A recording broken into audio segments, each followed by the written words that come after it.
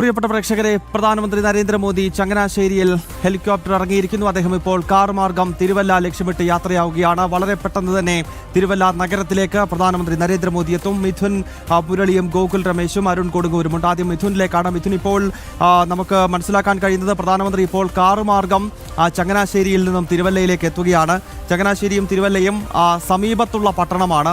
വളരെ ചുരുങ്ങിയ സമയം കൊണ്ട് തന്നെ അദ്ദേഹത്തിന്റെ വാഹന വ്യൂഹം തിരുവല്ലയിലേക്ക് എത്തും. അങ്ങനെയെങ്കിൽ പൊതുസമ്മേളന വേദിയിലേക്ക് വളരെ പെട്ടെന്ന് തന്നെ ഭാരതത്തിന്റെ ആദരണീയനായ പ്രധാനമന്ത്രി എത്തും എന്ന് വേണമല്ലോ മനസ്സിലാക്കാൻ മിഥുൻ.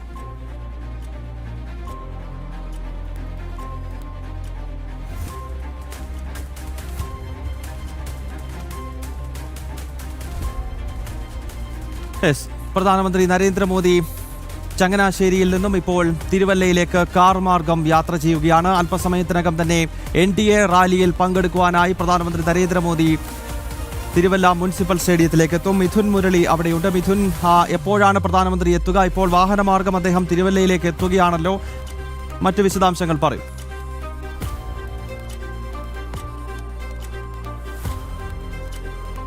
ഗൗതം, ഏതാനും നിമിഷങ്ങൾക്കുള്ളിൽ തന്നെ അദ്ദേഹത്തിന്റെ വാഹന വ്യൂഹം കാർ മാർഗമാണ് അദ്ദേഹം തിരുവല്ലയിലേക്ക് എത്തുന്നത്.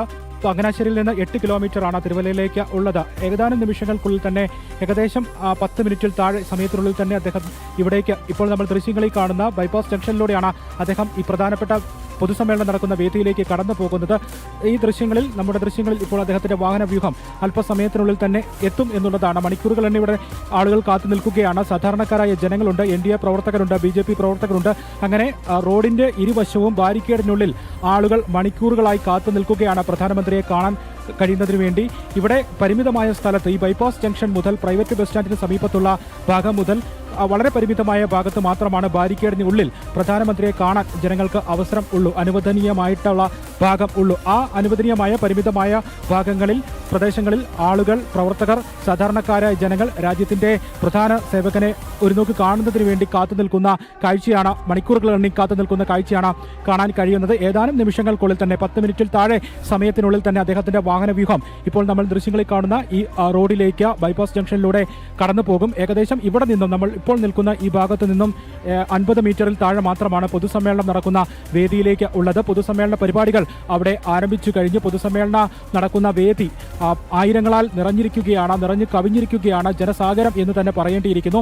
അവിടെ ജനസാഗരമാണ്. തൊട്ടിപ്പുറത്ത് പരിമിതമായ സ്ഥലത്ത് ആളുകൾക്ക് നിലയുറപ്പിക്കാൻ അനുവാദം നൽകിയിരിക്കുന്ന ബാരിക്കേഡിനുള്ളിൽ വലിയ ആൾക്കൂട്ടമാണ് പ്രധാനമന്ത്രിയെ കാണുന്നതിന് വേണ്ടി തിങ്ങി നിറഞ്ഞ് നിൽക്കുന്നത്. അദ്ദേഹത്തിന്റെ വാഹന വ്യൂഹം കടന്നു വരുന്നതിനോട് അനുബന്ധിച്ചുള്ള സുരക്ഷാ ഉദ്യോഗസ്ഥരുടെ വാഹനങ്ങൾ ഇപ്പോൾ ഈ വഴി കടന്നു പോകുന്നുണ്ട്. ബൈപ്പാസ് ജംഗ്ഷനിലൂടെ കടന്നു പോകുന്ന ദൃശ്യങ്ങളും കാണാം. ഇനി ഏതാനും നിമിഷങ്ങൾക്കുള്ളിൽ തന്നെ രാജ്യത്തിന്റെ പ്രധാനമന്ത്രി ഈ വഴിയിലൂടെ കടന്നു പോകുമ്പോൾ അദ്ദേഹത്തിനെ കാണുക, ഒരു നോക്ക് കാണുക എന്നുള്ള ലക്ഷ്യത്തോടു കൂടി കാത്തു നിൽക്കുന്ന ആയിരങ്ങൾ ആണ്, വലിയ ആൾക്കൂട്ടമാണ് ഈ ഭാഗങ്ങളിൽ ഉള്ളത്. വലിയ സുരക്ഷാ ക്രമീകരണങ്ങളിലാണ്, സുരക്ഷാ ഉദ്യോഗസ്ഥരുടെ സമ്പൂർണ്ണമായ വലയത്തിൽ തന്നെയാണ് ചങ്ങനാശ്ശേരി മുതൽ തിരുവല്ല വരെയുള്ള ആ 8 കിലോമീറ്റർ റോഡ് ഉള്ളത്. ഇരുവശത്തും കിലോമീറ്ററുകളോളം ദൂരത്തിൽ തന്നെ ബാരിക്കേഡുകൾ തീർത്തിട്ടുണ്ട്.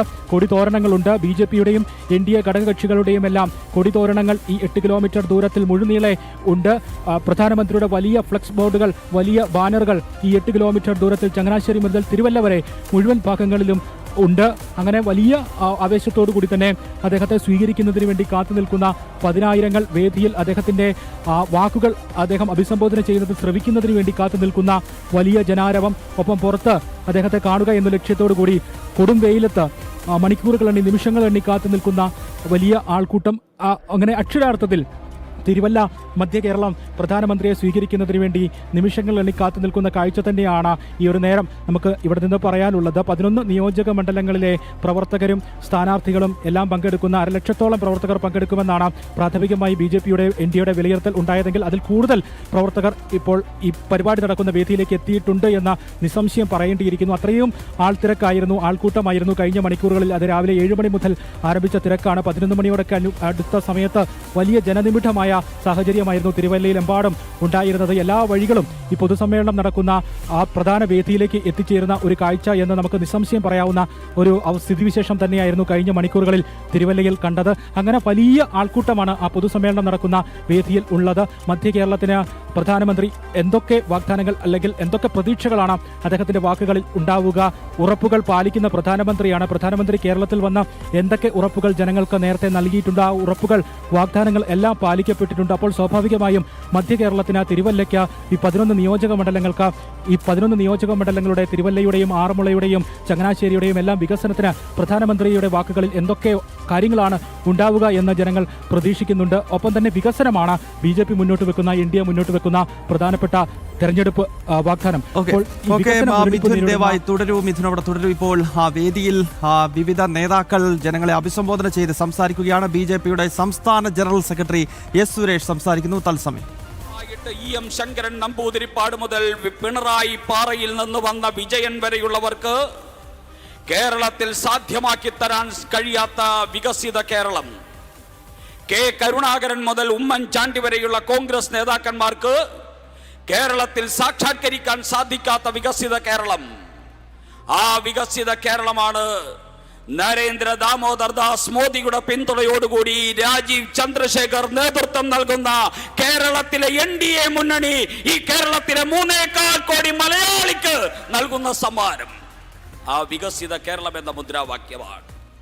ആ മുദ്രാവാക്യവുമായിട്ട് നമ്മുടെ ആ യാത്ര ആരംഭിച്ചിരിക്കുകയാണ്. ഈ യാത്രയിൽ ഇന്ന് കേരളം കാണുകയാണ്.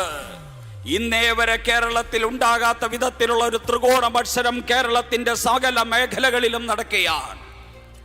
NDA മത്സരിക്കുന്നത് ജയിക്കാനും ഭരിക്കാനുമാണ്